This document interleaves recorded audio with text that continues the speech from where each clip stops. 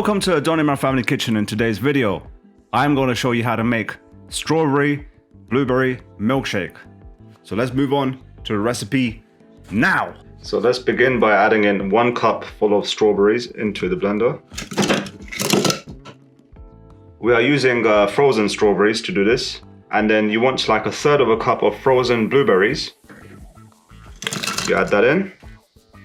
1/2 cup of milk. Remember, any milk of your choice. If you're vegan, you can use coconut milk. It's like an example. You can add in vanilla ice cream, around 2 tablespoons worth. We are using Cartdoor vanilla ice cream for this recipe. And what you want to do is, for extra sweetening, you can add in 1 or 2 tablespoons of honey or maple syrup if you're vegan. So I'm going to add in just 1 tablespoon for this particular recipe. There you go.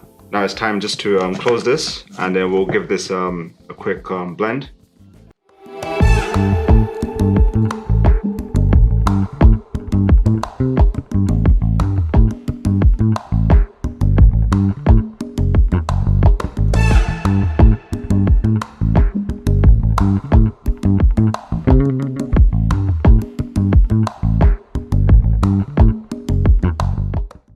Okay, you saw how to make this strawberry blueberry milkshake.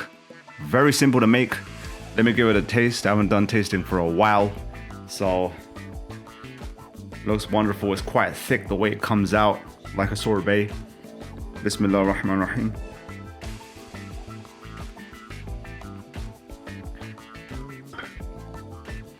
Wah!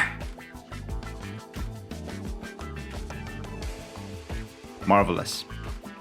So delicious.